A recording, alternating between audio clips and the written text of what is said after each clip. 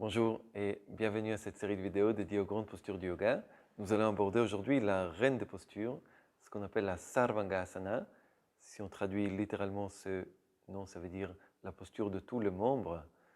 On connaît souvent en Occident cette posture sous le nom de la posture de la chandelle.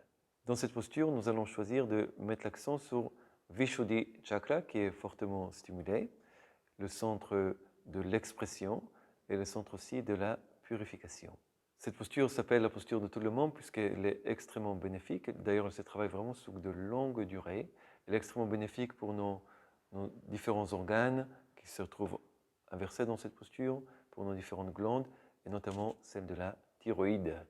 Comme toutes les autres postures inversées, cette posture aussi va économiser ce qu'on appelle Amrita, le nectar de l'immortalité, qui coulerait d'après l'enseignement du yogi de la région de l'arrière du sommet du crâne, de la région de Bindu Chakra, placée à ce niveau, et qui va couler et va se consommer au niveau de notre abdomen, au niveau de notre feu intérieur. Du coup, le fait d'inverser le corps économiserait ces nectars.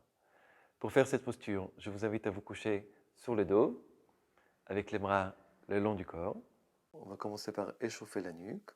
On ramène les avant-bras au-dessus du visage. On met le côté interne des avant-bras en contact et on glisse les mains entre l'arrière de la tête et le tapis. On expire. Et ensuite, ce sont les bras qui vont soulever la tête. On va ramener le menton vers le sternum. On peut garder le haut du dos sur le sol. La nuque qui s'étire.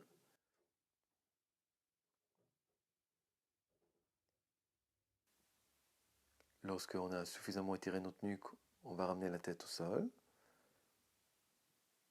Et les bras le long du corps, avec les paumes de main face au tapis. Puis on expire complètement. En inspirant, on va soulever ensuite les jambes tendues, ou si c'est trop difficile, on peut ramener les genoux vers la poitrine. On prend un petit élan, et on va d'abord vers la Halasana pour bien se placer sur les épaules. Donc on peut tendre les bras, les croiser, et se balancer au niveau des épaules pour bien les rapprocher. Une fois que c'est le cas, on décroise les mains, on ramène les mains contre le dos, attention au coude qui reste rapproché, et on soulève une jambe après l'autre dans la position verticale. En premier temps, envoyez le coussinet des pieds, un peu plus bas que les orteils, vers le ciel. Essayez d'aligner votre corps. Puis détendez ensuite les jambes, détendez le visage avec les yeux de préférence fermés, mâchoire, nuque, gorge, haut du dos, tout est détendu. On peut se concentrer sur Vishuddhi Chakra au niveau du fond de la gorge. Restez dans la posture un temps confortable.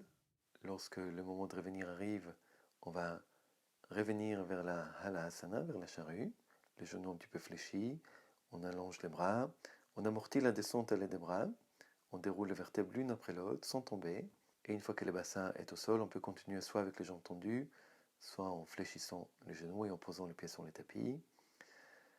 N'hésitez pas après cette posture à ramener le genou écarté vers vos côtes, à soulager ainsi le bas du dos, à tourner aussi la tête vers le côté, soulager votre nuque, le nombre de fois qui est nécessaire.